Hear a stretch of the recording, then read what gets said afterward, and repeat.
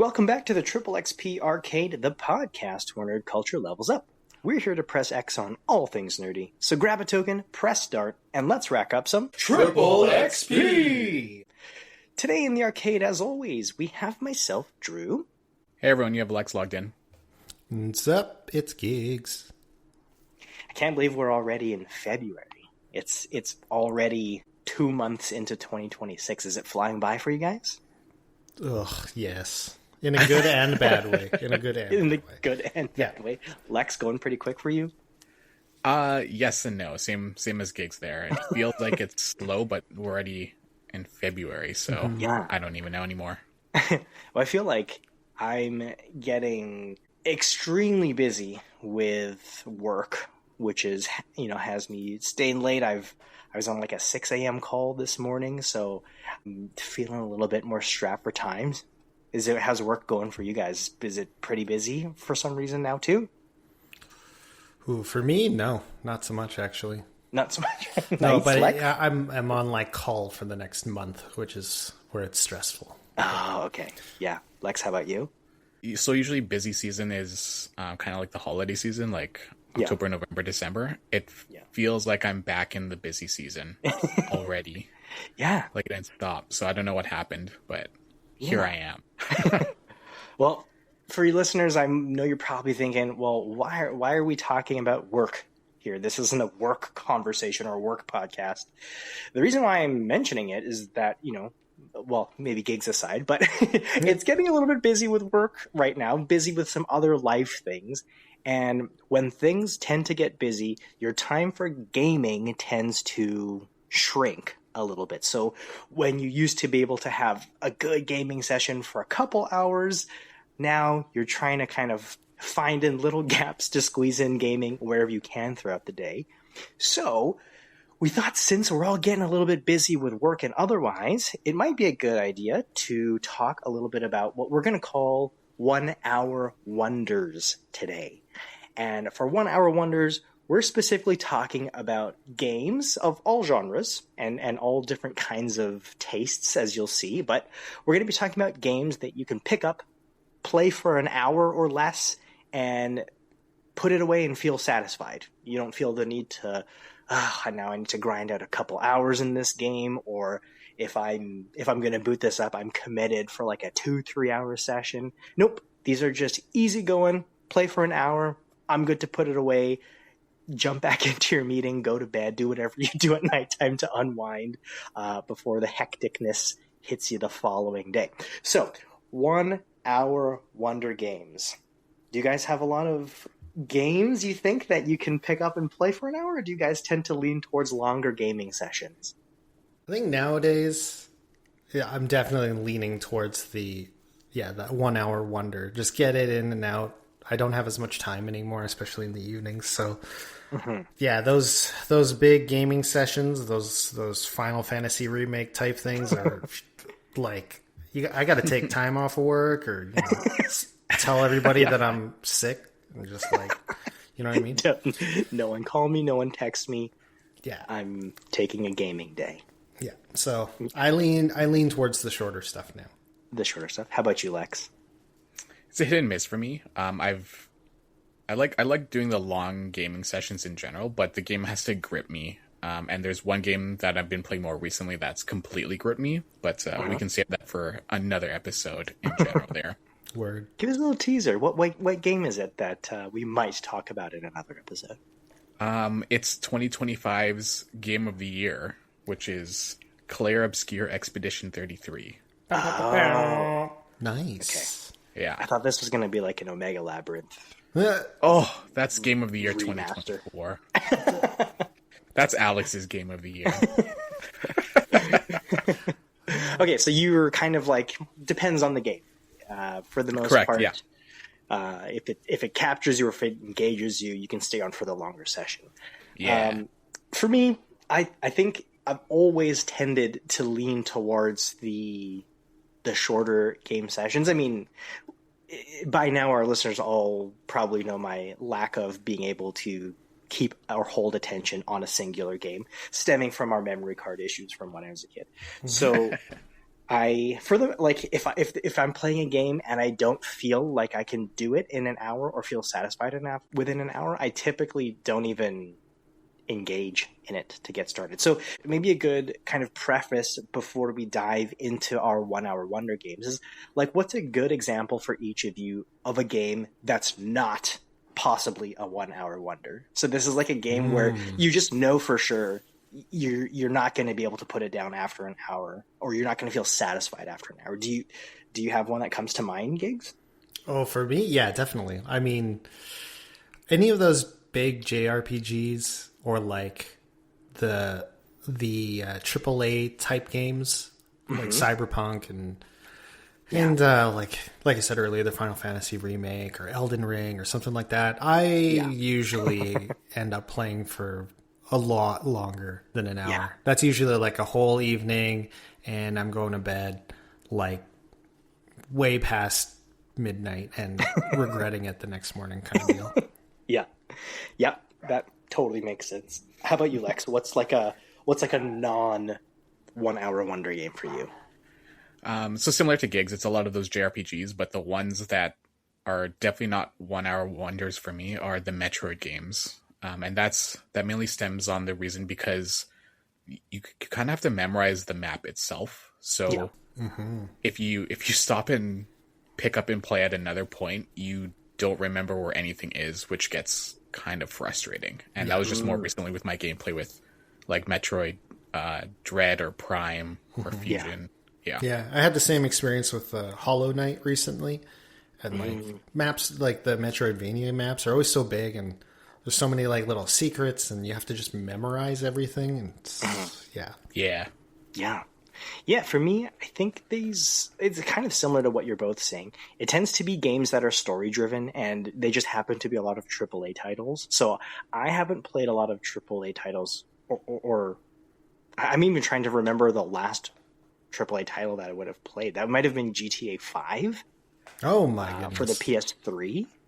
But the games, when they're story driven, like I know immediately I won't be able to play a game to its completion if when you start the game, there's dialogue sequences and talking sequences. A good example for my not 1 hour wonder is God of War, the new God of War that was for the PS4, PS5 or whatever.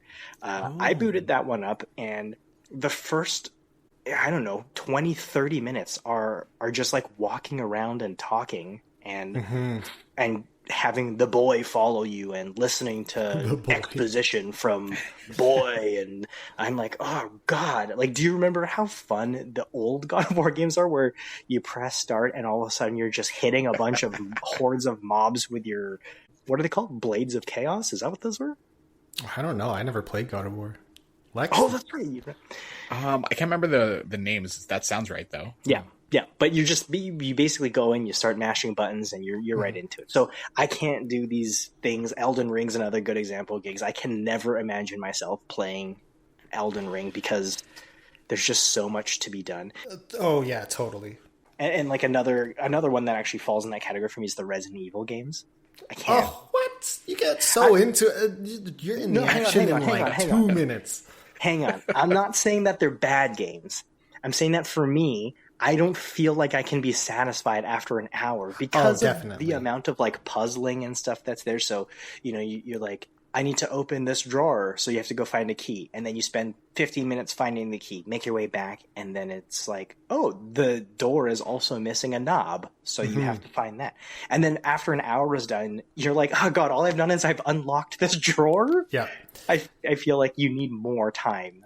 Definitely. Each session for Resident Evil, right? So Resident Evil is like a game that I beat within like 2 or 3 days. Like, if I started, I'm finishing it almost the same week. Exactly. You get long extended sessions to get through the story, right? Actually, one sort of counterintuitive example of like a non 1 hour wonder are any games. Well, this is for me anyway, where you're like chasing dopamine. So an example for me would be like Dota. So you can't play one game of Dota. You know what I mean? Yeah. Basically anything where you're playing ranked. Yeah.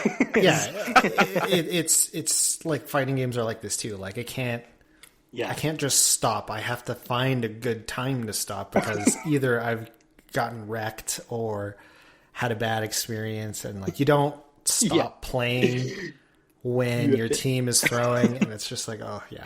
You have to find a natural break, and sometimes that means, okay, I gotta go another one until I win, so you don't completely ruin your mood for the rest of the day. Exactly. Yeah.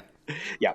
Okay, so let's dive into our 1 hour wonder games. And as I said at the top of the episode, I'm sure we're going to have a huge variety of games here. So let's actually start over with you, Lex. When we think of 1 hour wonder games, what's the first game that pops into your mind of, I can pick this up and be satisfied with about an hour of game time? It's a game that takes place in space. It takes me around 50 minutes to beat. So I can play this game within an hour and beat it entirely. It came out on Nintendo 64. I did not own it. No. I did not own it as a child, but I did purchase it a couple of years ago as a fully grown adult. And the game is Star Fox 64. We're gonna get a sign. We're gonna get a sign for the Triple XP arcade that says, "It's been 0 days since the last Star Fox 64 reference." But legitimately, you can beat the game in under an hour. Correction. Wait, hold on. Before you even finish that sentence, you can beat the game in under an hour. Correct. Yes. Sorry, go on. Yeah, it's a great game to just pick up and play because it doesn't give you a full story. Like you boot up the game, you press start, and boom, you're in Corneria, and they teach you how to play in the first level within like 2 minutes, and you carry on those skills throughout the rest of the game. So it doesn't take like a whole tutorial to learn how to play, and it's just very quick, easy to pick up and play, and it's such a dopamine rush to play with our wing. Okay, follow-up question. If you were not good at the game, so you and your brother, you'll have to put yourself in my shoes. If you're not good at the game, do you still think that someone can play with it for an hour and be satisfied knowing that they're not going to beat it? Like, is it a fun enough game to just kind of pick up and just smash buttons? I would say it's like an advanced arcade game. So you know how like when at arcade games you put in a quarter, you play, and then you fail, you have to pay another quarter. It's essentially just like that, but more 3D and advanced, if that makes sense. Mm-hmm. Yeah. Like you don't have to invest time to learn about the characters or the story. It's just like you're here, you're in an R-Wing, and you gotta defeat Andros. Mm-hmm. What's amazing is there's very little character background and story exposition in that game. Like you said, you press start and you're started right away. But everyone knows within the first like 3 minutes of the game, nobody likes Slippy. Instantaneously, you're like, can't stand that one. I don't need to know any more about this story. Because he always needs help. He always needs help. That's why.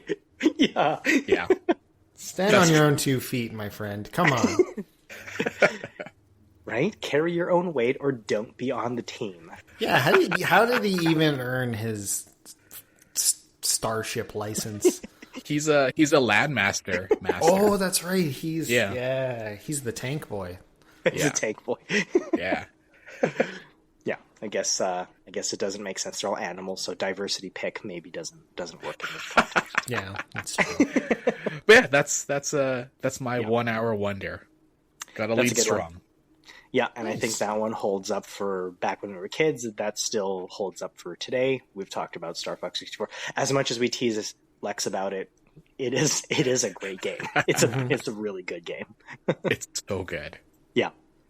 All right, Gigs, what about you? What's your first thought for 1 hour wonder games? For me, okay, so this is more of a recent game for me. I've been hyper obsessed with it again.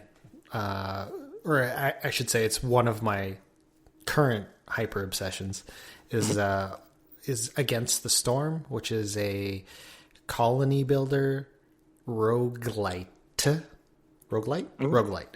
So I don't know, you guys haven't really played colony builders, I assume, too much, right? Are we talking, when you say colony builder, are we talking about like I want to say not Civilization, I guess. It would be more like SimCity? SimCity? I've never played Spore, so couldn't tell you. Okay, so SimCity is kind of like the kind of like a SimCity umbrella type deal. Okay. Yeah, think of it like well, we've all played StarCraft, right? So Yeah. think of it like just the building part of StarCraft. Not the attacking. So you're not sending units to attack, but you're sending units, quote unquote, to go, build a structure and then collect resources and then build another structure, collect resources. So it's kind of like that. So you're working. Yeah, it's cute though. You're just a free city planner on your well, it's a engineer on your free time. And that's what you think is good to play for an hour? It is. Well, okay, so it's a roguelite style. So okay. Unlike other ones where there's not really a definitive end, you just kind of go till you're done. Yeah. There is a clear objective, so you just have to complete a colony size with while satisfying this meter. There's basically a meter that you have to fill based on the satisfaction of your colony, and so there's a win-loss condition where you either succeed at it, you fill the meter, or you fill an opposing meter, which is that everybody gets upset or your colonists die or something like that. But it has the randomly generated perks and buildings and stuff. So every run is a little different, and the games themselves usually last from 30 to 45 minutes. So it's not too arduous, and you don't have to go as ham as you would on a big city builder or colony builder type game. So it's really satisfying. You play it once, or you play through one run, and then you're good. You don't have to think about the next anything. The next time you play, you start a new colony from scratch, and then you just do that. It's kind of nice when they implement the roguelite elements where you're kind of time capped at a run. Yeah. Right? A run will take, like you said, maybe 40 minutes max. So you're I know I can fit this in an hour because there's zero chance of this taking more than an hour to complete a single run. Mm-hmm. So it's kind of nice, eh? Yeah. And it's not action heavy like other roguelike type games. So it's not like I'm burning a whole lot of brain power on it. You're just kind of relaxing and, sending your beavers over here, and you send your humans over here, and they just kind of do their thing. It's cute. When you explain it, it's when you go to a gym and you have a really intense workout and then you do a post-workout cool down. This sounds like what it is for the work mental taxing amount. You go to work and you do work stuff all day, and then you go home and you should have a cool down. Yeah, actually, no, it is. It's because it still uses your brain a little bit, but yeah. you're not stressed about anything. It's just there's no one's chill. Lives at stake. Yeah, exactly. Well, it's fake digital beaver humans and lizards, but Nice. Okay, what was that called again, Gigs? Against the Storm. Look it up on Steam. It's highly rated, and it's super fun. Yeah, I mean, one of the reasons why I've never really dove into these city builder kinds of games is because I just feel like there's no clear end for a lot of those games, or at least for when I've tried playing them. Yeah. So I think being capped at a run sounds promising, knowing that I'm working towards a singular goal that's within an hour, easy to pick up and play. Yeah. Nice. Cool. For me, I'm going to kind of group this first section of mine into a whole category of games. For me, basically any sports games. So yeah, I get the bug for this during playoffs all the time for all of the teams. Football, less so for me. I'm sorry for our listeners if you're huge into football. I'm not super into football. Gigs, I know you've got some football blood in you. So. No, barely. It's just fantasy football. Just fantasy. Okay. That's it.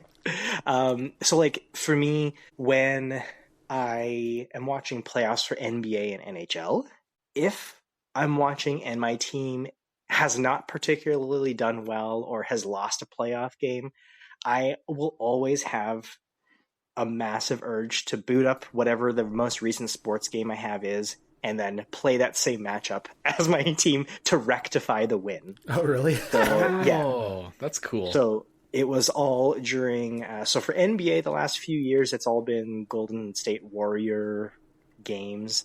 I get a lot of.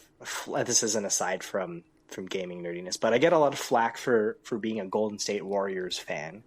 The thing that I get lots is I'm just a bandwagon fan, which I do not think is fair. Gigs remembers this. We had our teams like way back in like high school.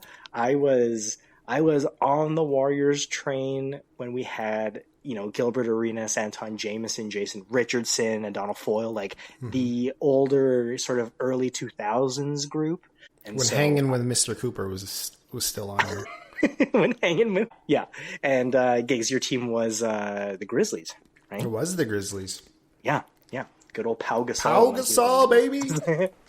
So yeah, I'm playing NBA 2K. I think 25 is the one that I currently have on the PS5, and then NHL season is especially heartbreaking. So I'm an Oilers guy, and if you follow sports listening, the last couple of years have been a bit heartbreaking from the Oilers side. So every time I play NHL 24, I think is the last one that I have. But I always boot it up and I set myself as the goalie. At that time, I'm goalie Stuart Skinner to have all that pressure on my back. I lose all the time. It's impossible to be a goalie. Goalie is hard, and it's very. I don't know. You're not doing too much in NHL as goalie, no? I mean, no. It would be nice if there was time. If there was a really kind of, I guess, clean mode where you can play as the players, but then switch to your first-person goalie mode. Oh, that would be cool. Yeah, there's a way to do it, but you don't get that first-person goalie mode. So it's just like the high, like the ice level camera controlling the goalie if you want to play as the players as well. But I like to go into that you're right behind the goalie perspective and have all that pressure on you. So for anyone who doesn't think Skinner was doing a good job during those last playoff runs, I challenge you to play as any goalie in an NHL game at pro difficulty, and you let me know how easy that would be if you were real life in that. Just put on pads and just take an NHL level slap shot.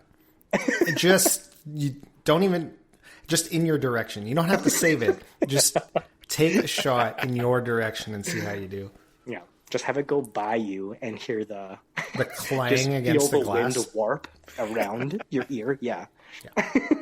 That's when you start sweating in the pads and yeah. Yeah. So for me, sports games specifically during playoffs, got to throw one on and play as my team to either be a part of the experience, rectify the losses, however you want to call it. That's always my itch during playoff season. Those would be 1 hour wonders since the games themselves are only like an hour. Oh, well, especially like the video game periods or quarters are usually shorter. Yeah, super short. So you can get actually a couple of games in an hour, but there's no overarching story to follow. So you're just totally fine to pick up, play a few games for whatever time you have, and then that's it, right? I don't play online. I just play kind of with a computer, so there's no investment to stick around if I don't want to. Yeah. All right, Lex, what's another one of your 1 hour wonders? The other ones are the roguelites, so they're meant to be played like in hour sessions, and this one is called Slay the Spire. It's a roguelite deck building game. Yeah, that one's a lot of fun just because it's quite literally, again, in and out within an hour. You start the game, press start, and choose your character, and you immediately start the game. There's no story involved. Well, there is, but the gameplay is very attractive in the game itself. So you kind of just lose yourself in kind of building the best deck you can to get to the final boss itself there. And I think that's one of the ongoing games I still play that I can definitely pick up, play for an hour before bed, and call it a night. But sometimes that turns into like 6 hours because it gets addicting. So that's what I was going to ask is like, how hard is it to put the game down, especially if you're, say, you had a good run? When I had a good run, it's a lot easier to stop the game. When I've had a bad run, it's harder to put the game down because you're in that mindset of just like, okay, the next one, I promise, it'll be the last one. I just have to do good. And then you get smoked by stage 3. You're like, okay, that was only like a 10-minute run. I can do one more. Yep. Yeah. Act 1 boss. Yeah. But I don't know. I can't think of the word right now, but I have very low self-restraint when it comes to stopping a game. I'm pretty sure I have sleep issues because of Specifically Slay the Spire?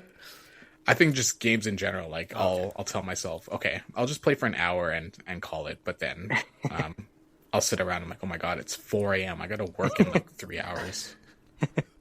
Now I've heard legendary tales told of the synergies or the I guess the game breaking builds that you have in Slay the Spire.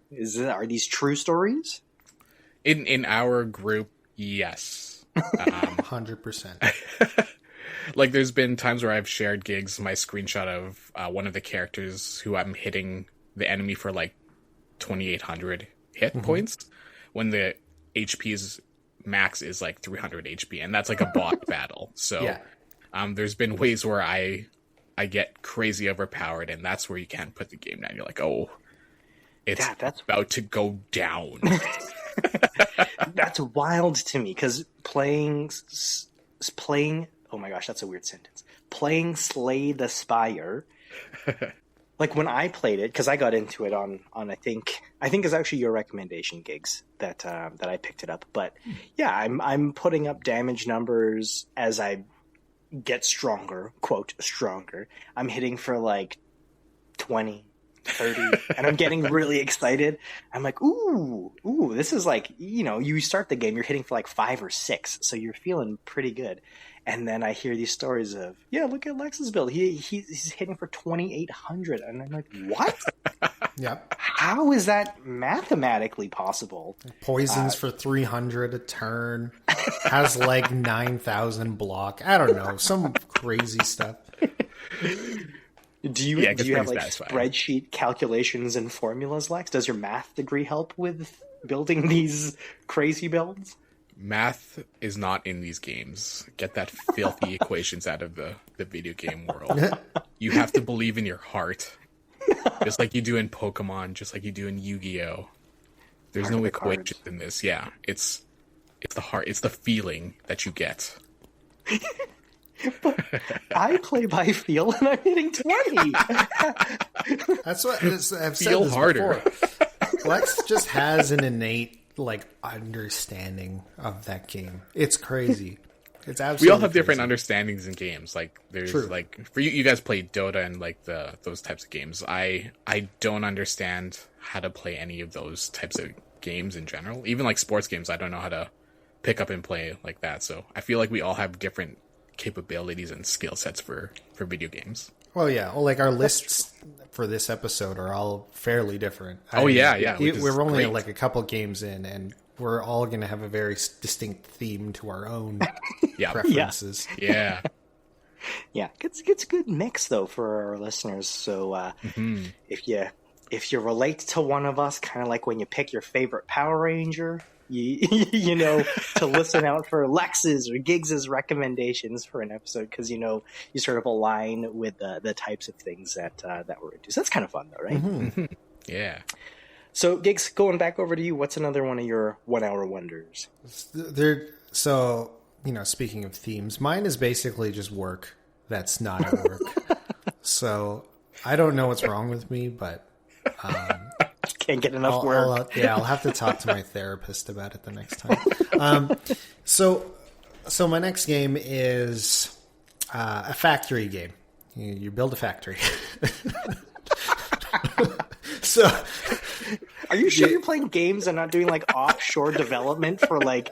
To be honest, it might be. Yeah, it might be a scam. They might have just put skins on an actual process development program. Are you playing these games on something called Microsoft Excel or like?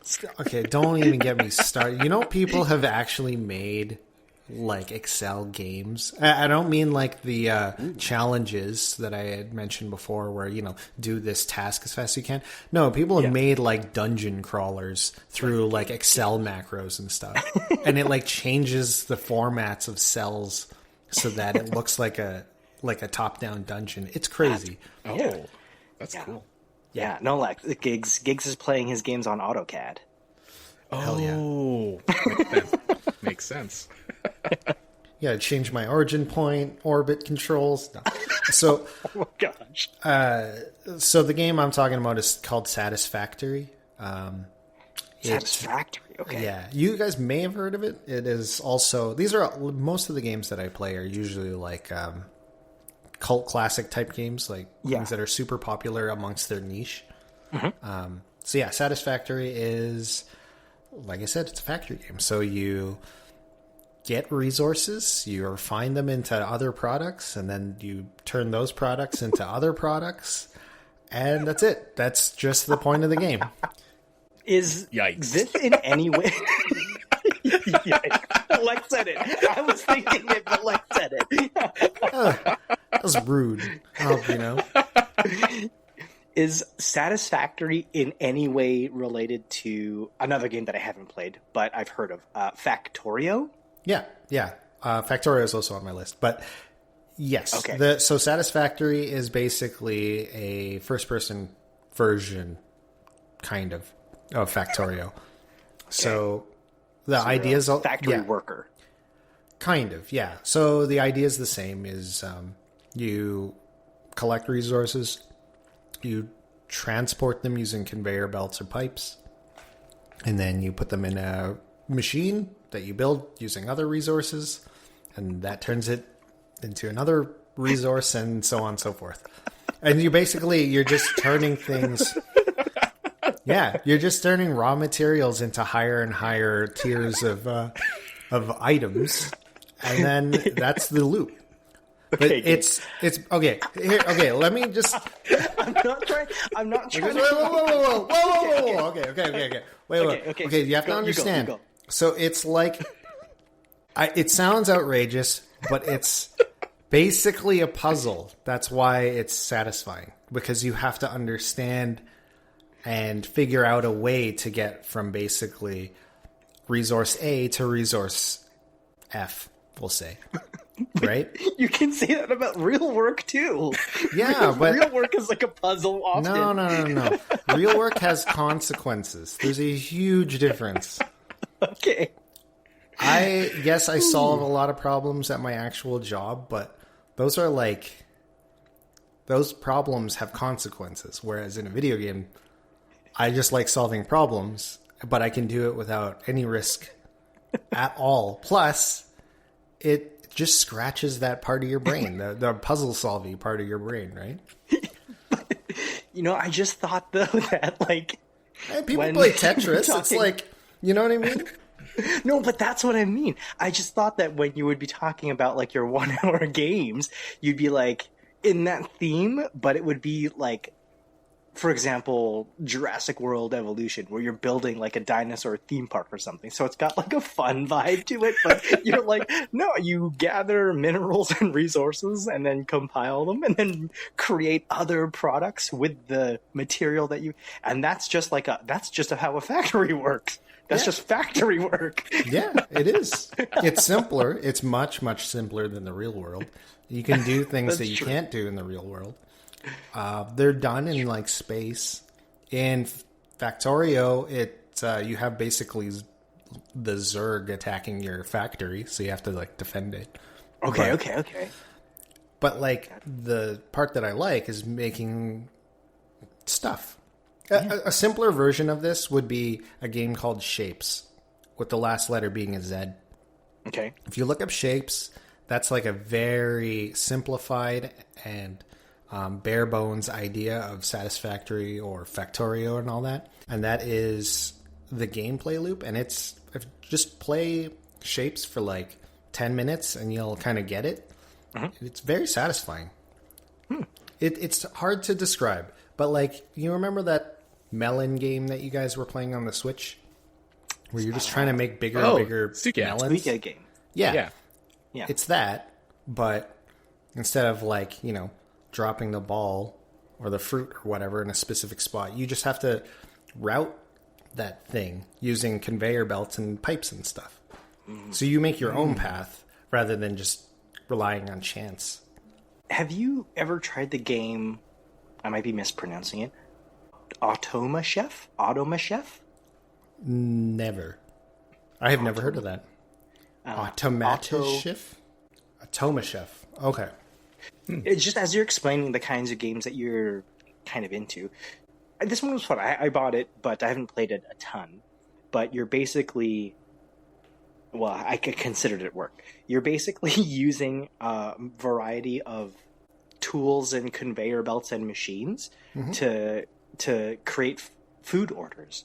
So it's like, think of it like Overcooked. I know you feel some type of way about Overcooked, but think of it like Overcooked. But you're one person, and all you're doing is building the mechanics of like the automated food distribution things, so that it's kind of like pumping out cheeseburgers by the end of your machine thing. That sounds exactly like the kind of games that I like. Oh, okay. Yeah, because the main thing is that you set a goal for yourself.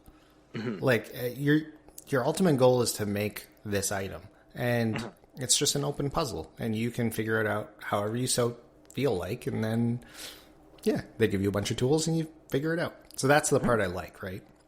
Yeah. It's the puzzle solving and the making your own sort of goal. And it's quick. Like, usually my goals are just like, oh, yeah, I just want to get this from here to here and make this one item. Yeah. And then I do it, and then I'm good for the day.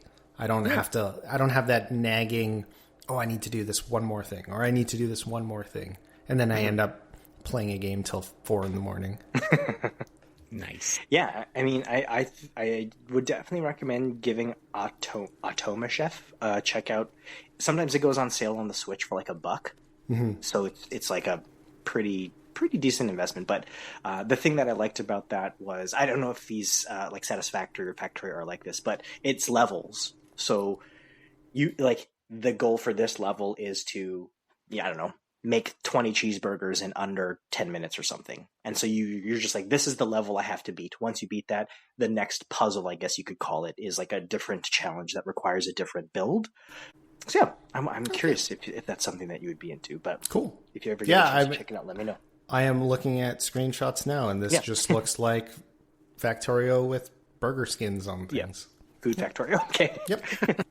I was wondering, because I've never played Factorio, but I've always heard good things about it. So at least knowing that reference or that context that they're similar games helps me understand when people rave about Factorio. I can kind of understand better why.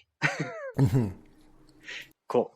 My next pick, again, I'm going to go with sort of a genre here. I guess technically this could have fallen under sports games as well. I'm going to call it just fighting games. And I know this is kind of the opposite of what Gigs likes to enjoy for a 1 hour wonder game. But so this is probably not considered a fighting game. Like I said, this is maybe around the sports theme, but the wrestling games, like the WWE games, are really fun for me to pick up and just play a match with your favorite wrestler. Especially with Royal Rumble happening recently. Like, it's just nice to kind of scratch that itch of, I want to play a match as The Rock or Triple H.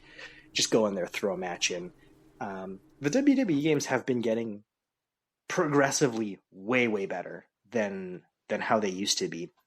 The three of us used to play like the PS2 era. WCW. Here comes the pain. Yeah.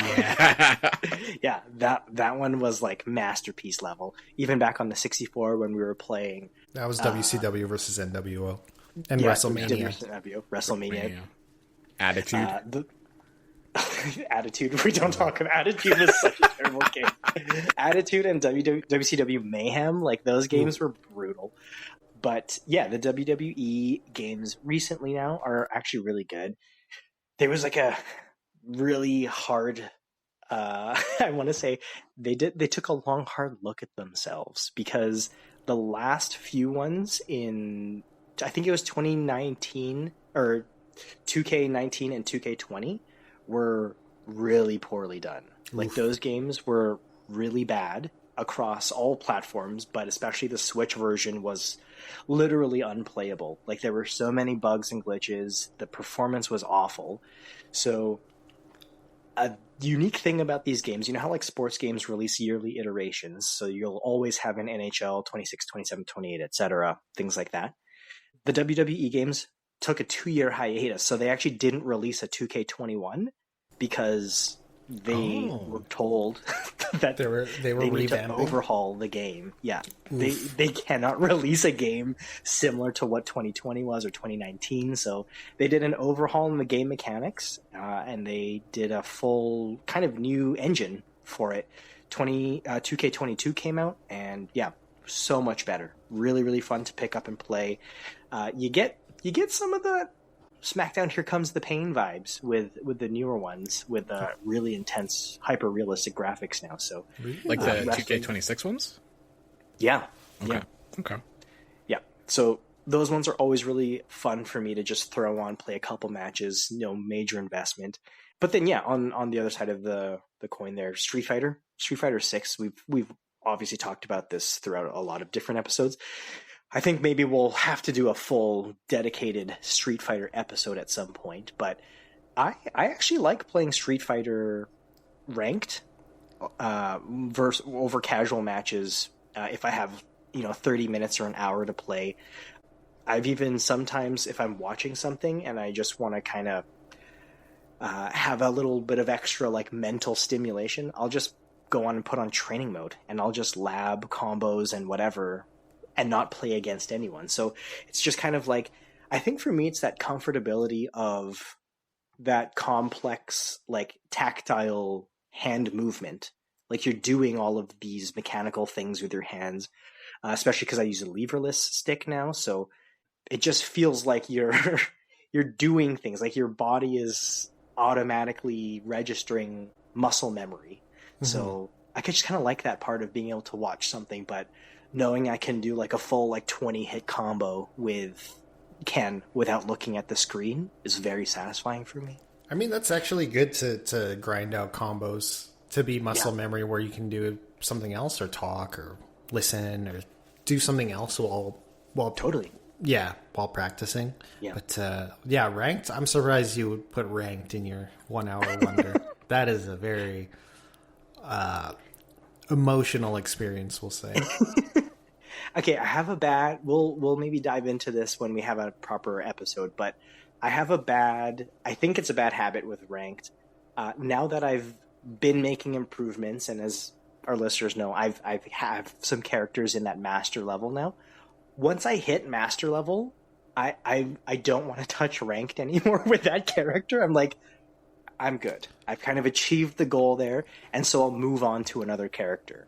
So the characters that I played at EVO with last year, like, I haven't touched Elena or Mai since then. I've been playing a bunch of new characters. I've been playing Dalsim to try and just get comfortable. Yeah, it's just characters that I would never play anymore, or that I would have never played, but now that I know I have the potential to get some characters to master, it makes me feel sort of more motivated to pick up a new character and learn them, because there is a potential that I can get several more characters to master, right? So It's kind of like a fun mini game for me to just pick up and play a variety of different characters, now that I don't have to focus so much on training for EVO with a single character, you know what I mean?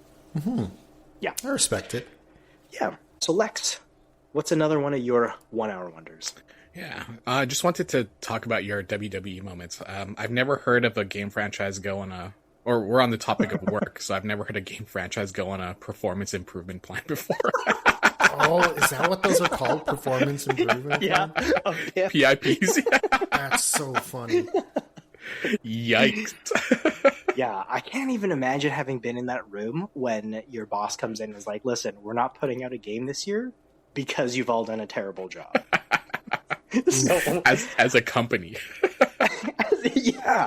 So I don't know, like, I don't know any more details other than the high level. So I don't know if this was like, all right, you all have to step up your game and do an overhaul, or if it was a conversation where they came and said, all of you are no longer working here. We're bringing an entirely new team of people to make a different game because you've botched it. Yeah. 2 years in a row. Dang, Impressive. That's brutal, man. WWE Pips. Yeah. All right, but for my last one, it's on the fighting game one. I was having trouble I was having trouble choosing my last game, and it was between two of them. But this one, because we're on the topic of fighting games, I'm going to name this one out because it deserves some light in the sun, or whatever you call that. Love? Some love in the sun. It's a moment in the sun. Potato. This one is Dead or Alive 6. Oh, This is my fighting game. Yeah. It's my favorite one of all time, like the franchise in terms of fighting games. It's up there with Street Fighter, but this one outranks Street Fighter because I'm actually good at this one. shockingly good at it. You gotta play this Virtual is my Fighter pick when of it the comes out. You should. I actually pre-ordered it. It's coming to Switch 2 in March. So I'm going to give it a shot to see if that scratches my DOA itch. Yeah. Extra points if they guess character Tifa. Oh my god. One day. What if Tifa? Oh yeah, I think we've mentioned this before. Yeah. If Tifa was in the new Virtual Fighter, If pick it up, she was right? in any game, I will buy it. Yeah. If she was in Lex Resident committed Evil, to- I would buy Resident Evil, like the collector's edition, and play it through and through. I was going to say, Lex committed to learning Tekken as his main fighting game if Tifa is in Tekken. Yep. And Tekken is not an easy game to learn. So Full on that was a commitment. bold commitment. Yeah. I would go ranked. I would go to Evo. The whole shebang. The whole shebang. unfortunately, I don't think Tifa's coming into Tekken. So they just announced the season 3 roster. Yeah. There's one unknown character. It's very likely not going to be Tifa because Clive is already in the game. But the 3 of the 4 characters they announced for season 3 none of them are Tifa. So there you go. You're good to hold Tekken off from 9. playing Tekken. Yeah. Well, fingers crossed for Virtua Fighter. Well, Yes. That'll be sort of the You never next know. year's one. Yeah. But yeah, DOA, how did you... This may be a weird question to ask. How did you get so good at DOA? That one is mechanically not easy to... It isn't. It's It's surprising. rock, paper, scissors mechanic. But combos. You're good at combos in that game. And the combos are yeah. very weird in that game. The combos are like button, pause for a second, press down and hold, button, pause as you're right. Like the button combinations are like so unintuitive. So when I hear you, like we've played and I've heard you like talking out the combos similar to how we do with Street Fighter, but you're like, oh, that one's supposed to be whatever, this button instead, or I have to pause for a longer second here. And I'm like, what? What are these combos? These are just so confusing. Yeah, like Ayane's combo is like punch, punch, kick at the same time, and then down punch. Then you reverse yourself into like triple punch, and with 2 kicks. It's easy. Doesn't that sound easy? Yeah, Easy. it sounds so easy. What? Yeah, I don't know what got me into it. I think honestly it's probably the character design.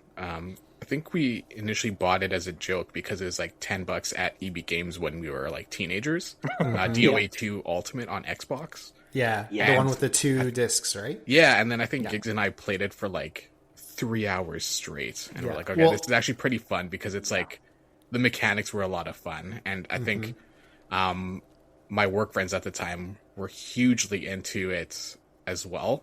So Yeah. we would spend like a couple nights playing back and forth that game itself, and I don't know, it's just so fast to pick up and play. When you if you just choose random characters, you hit rematch, it's more random characters. There's no character select screen, stage select screen. It just continues its repetition so fast. Yeah, best rematch of any fighting game ever. Yeah. Yeah. I cannot believe that has not been implemented in more fighting games. It makes no sense. Right? Yeah. That was like one of the best like underrated mechanics or features of a fighting game ever. Yeah. Instant rematch, plus if you're random select, it randoms you every time too. Yeah. Like, that's crazy. Chef's Yeah. kiss. Also, who is your character in DOA, or characters? I can play all of them, no problem. No, but who do you like playing the most? Oh, I guess. Ayane is probably my favorite Ayane. because she She's has two sets of motion. The purple-haired ninja. Yeah. Yeah. Yeah. Who's the other one? The other non-purple-haired ninja that's also a ninja. Kasumi? Kasumi. That's what it was. Sorry, I was just I was really grinding my brain trying to remember. Did you have a character in DOA gigs? I like Tina. Tina, yeah. I think Tina and I can't remember his name, but he was like the big army. Bayman. Yeah. Him. I liked Bayman. Yeah. The tag team mechanics or the tag team Oh yeah. moves where like if you had Tina and Bass, they had like a special move set, or was it who were the ninjas that had the special ones? Was it Ayane and was it Kage or No, Hayate. Kage is Hayate. from Virtual Fighter. Oh right, okay, yeah.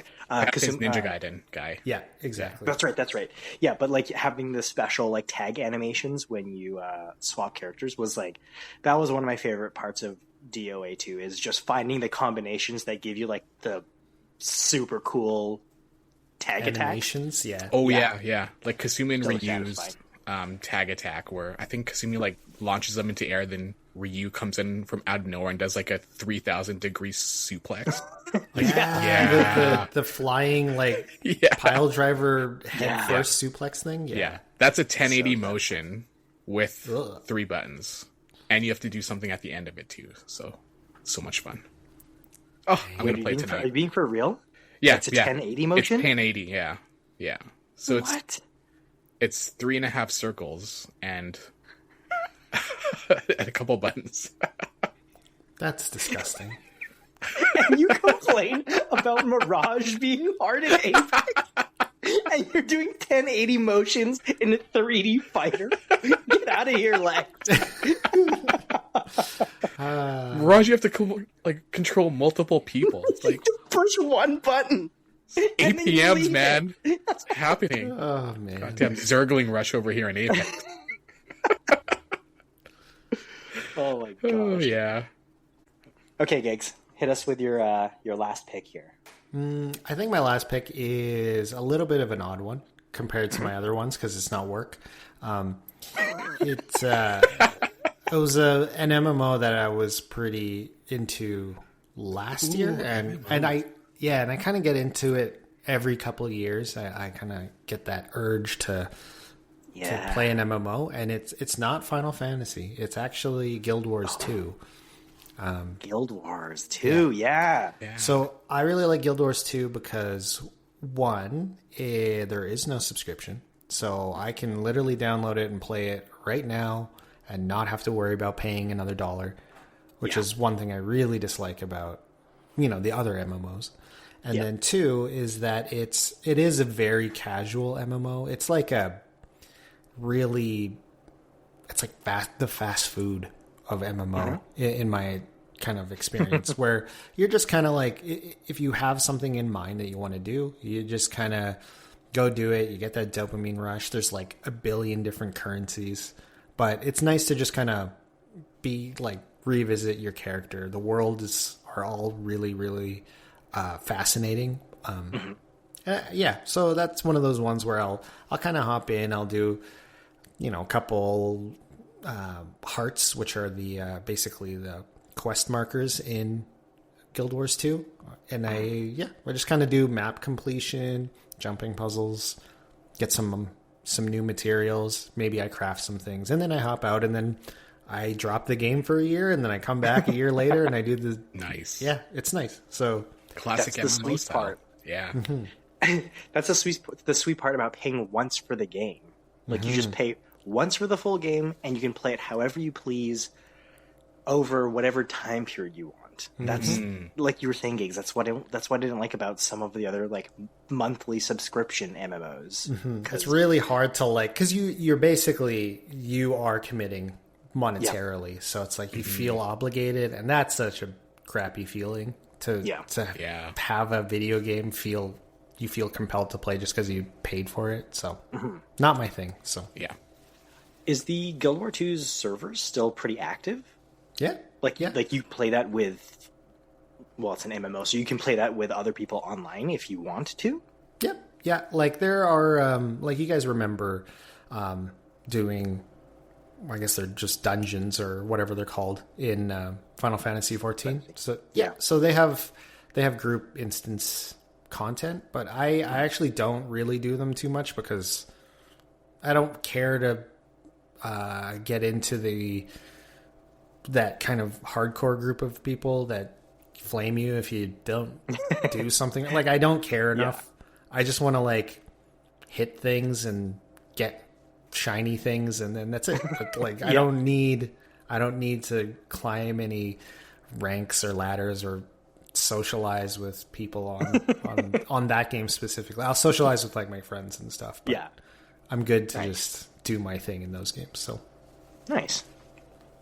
Yeah, I bought Guild War 2's on your recommendation as well, Gigs, and like you said, it's actually really satisfying. For me, it scratches that Final Fantasy 14 itch without having that pressure of being like, okay, well now I have to play this like it's my job for the month because I paid for the subscription. So yeah, really, really good option for an MMO, Guild Wars 2. Cool. My last one is just a quick, easy one. We used to play this all the time. We kind of do this in waves when the itch is there, but I play Apex when I want to kill some time. It's really easy to hop in, do a battle royal mode, or they have mixtape ones now, so you can do just like team deathmatch or gun run on rotation. So you're not always committed to playing the battle royal modes. Is it battle royal or battle royale? Wrestling messes me up on the royal with cheese, royale with cheese. I don't know. It's all the same. Battle royal, yeah. So, anyways, Apex is. It's one of those games where the mechanics, like the actual gameplay mechanics, are so tight and satisfying that I have a really hard time picking up any other first-person shooter now. So, like, we used to play Call of Duty pretty intensely before Modern Warfare 2. We did Halo 3 a bunch, and even putting hundreds of hours into those ones, I find that there's just nothing that controls quite as satisfying as Apex. So for me, anytime I have that like first person shooter itch that I want to scratch, Apex is easy decision, because it's not only like Call of Duty where you have your weapons is basically what determines how you play. You do SMGs or whatever, and you make your build like that. Apex actually has different characters with different abilities too. So, like we were saying before, Lex, for whatever reason, can't wrap his head around a character called Mirage, who just creates a little clone copy of themselves, and you have to control them. You don't. In a first-person shooter, you have to control two shooters. Do you know how complex that is? My goodness. The actual mechanic, if in case Lex is trying to dissuade anyone from trying Mirage, all you have to do is hold the button down and you control both, and that's easy. That's the last thing you need in a gunfight. That is the last thing you need to do. You might as well just tell me to build an army and attack the base like StarCraft. My God. So yeah, I mean, Lex's APMs playing Mirage on Apex are that of those high level Korean pros playing StarCraft 2. 142 APM. Oh man. All right, folks, that's a wrap for this week on the Triple XP Arcade. We always love hanging out with you in the party, so please leave a comment below and let us know what your favorite 1 hour wonder game is, or if there's any one that we've mentioned that you're just itching to try now. Be sure to follow us on all socials so you don't miss a drop with new episode releases every single Friday. Until then, game on, stay nerdy, and remember, you always level up faster at the Triple XP Arcade.